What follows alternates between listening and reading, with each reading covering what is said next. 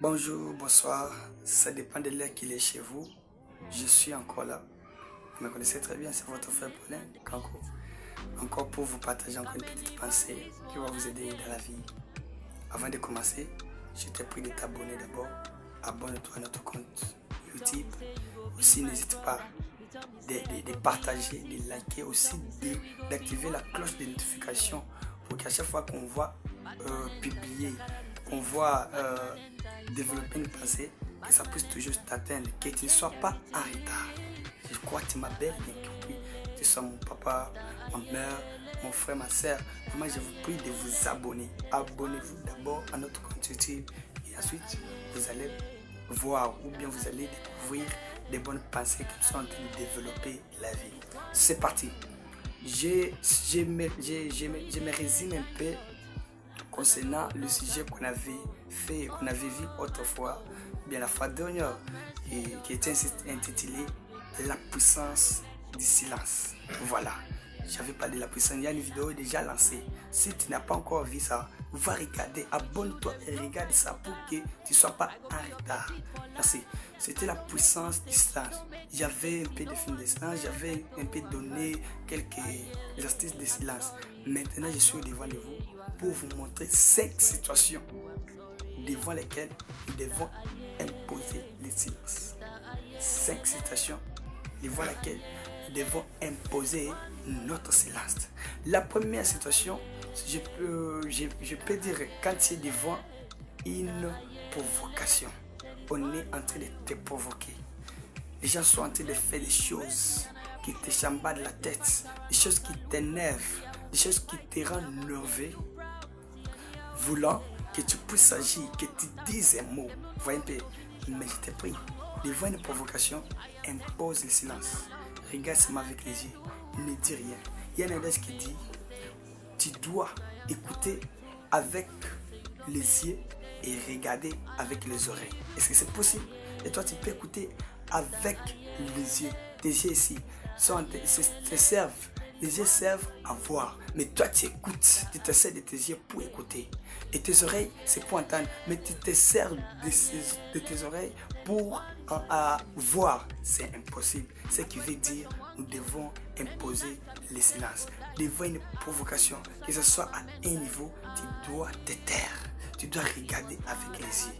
Tu dois écouter avec les yeux et tu dois voir avec les oreilles. C'était la première situation.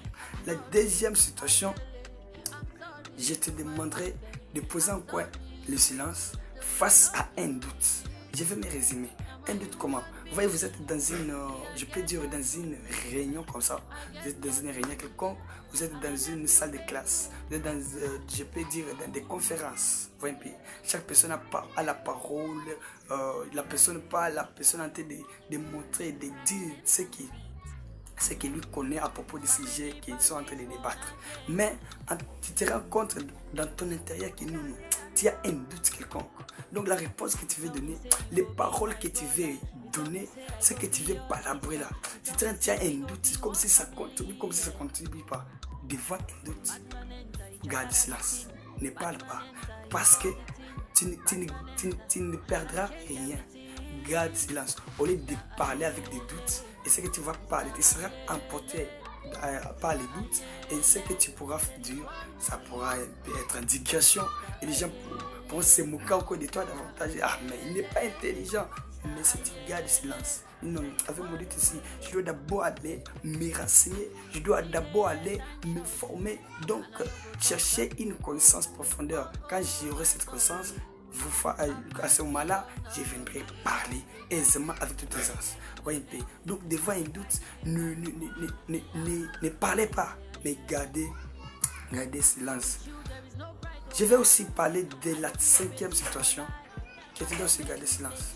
Vous savez, il y a de ces gens-là qui souffrent dans la vie. La maladie, je peux dire les gens sont malades.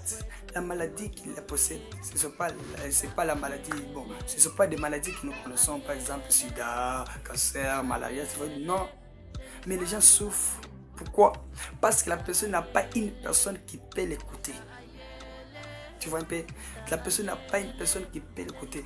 Et quand tu reçois une personne pareille, je peux dire, la personne vient se confier en toi. La personne se confie à toi. Quant à toi, écoute cette personne. En écoutant, on garde silence. Même si il s'agissait d'une heure que vous devriez faire avec cette personne-là. Vous voyez, donnez même 45, je peux dire 45 à 50 secondes. 45 à 50 secondes, ou bien à 50 minutes, voulais-je dire. 45 à 50 minutes, que la personne-là va parler, s'exprimer au devant de toi, que tu l'écoutes. Que tu l'écoutes. À des fois, des fois les personnes pareilles, les personnes pareilles parviendront à t'aimer, parviendront à dire non, tout le monde ne m'écoute pas. Des fois j'ai des problèmes, je manque comment me décharger, je veux me décharger en qui? Mais quand la personne vient se confier en toi, donne-nous les oreilles, écoute la personne. Et la personne t'aimera, la personne te considérera. Donc vous aurez beaucoup d'avantages, même au travers de cette personne. Vous voyez un peu ça. Je passe directement à la 4e situation. Je pas un peu vite. Je ne vais pas donner beaucoup d'exemples pour ne pas prendre beaucoup de minutes. Je passe directement à la 4e situation qui est quand le monde est contre toi. Quand le monde est contre toi, c'est-à-dire tout le monde est contre toi, garde silence. Tu pars à gauche, on parle de toi mal. Tu parles à droite, on parle de toi derrière, devant, on parle de toi mal. Donc, tout le monde est contre toi. Tu n'es pas supporté. Peut-être des fois, je peux te dire, allez l'emporter, tu es rejeté. Et ce soit même dans ta famille. Voyez un peu ça. Mais, ce que je te demande, garde silence. Le silence va te donner une solution. Tu vas garder silence. Tu ne dis rien. Au fur et à mesure que tu vas te chercher, peu importe déjà ce qu'ils vont dire, ce qu'ils vont faire, qui vont t'énerver, qui vont te rendre dans des inquiétudes. Ma soeur, mon frère, papa, maman, gardez silence. Pourquoi? Il faut dire que vous êtes en train de garder silence. Les gens là n'auront pas la force de continuer à être contre toi. Des fois, ce qu'ils ont fait, ce qu'ils ont en train de faire, vont se dire non, nous devons faire ça pour voir comment il va réagir, pour voir comment c'est là, blabla.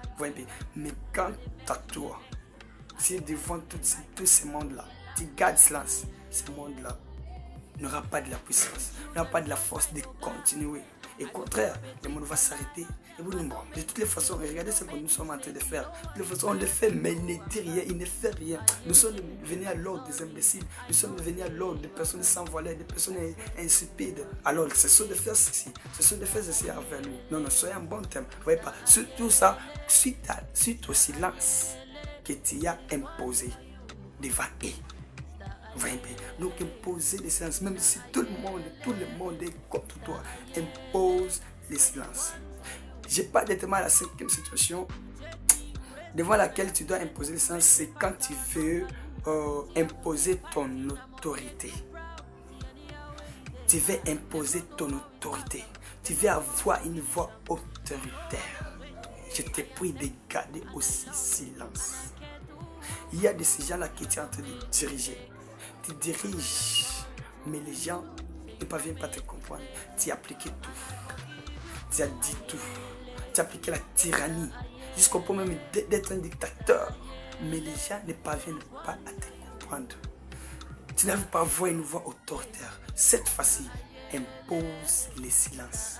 Prends l'option ou l'opinion d'imposer le silence. Tu verras que ça ira, que ça marchera. Voyez ça. Oui, donc ça va marcher sans que tu forces quoi.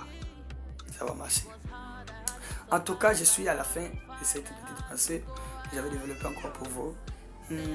Si ça vous a plu, n'hésitez pas, je vous le rappelle encore, n'hésitez pas de s'abonner, de liker ainsi que de partager. Aussi, n'hésitez pas aussi à activer la cloche de notification. C'est tout ça. Activez cette cloche de notification là pour que toutes les fois que nous serons toujours là en train de développer, en train de publier nos pensées qui vont nous aider dans la vie, que tu ne sois pas en retard, que tu sois toujours signalé, que tu sois toujours alerté, pas une notification. Non. Monsieur Frère Paulin Kankou a publié une pensée que vous deviez suivre. En tout cas, je vous aime très bien, je vous aime beaucoup. Mon frère, ma soeur, ma mère, mon père, je vous aime tant, mes amis. Je vous aime trop. N'hésitez pas vraiment de vous abonner. Abonnez-vous à notre compte YouTube. Bye.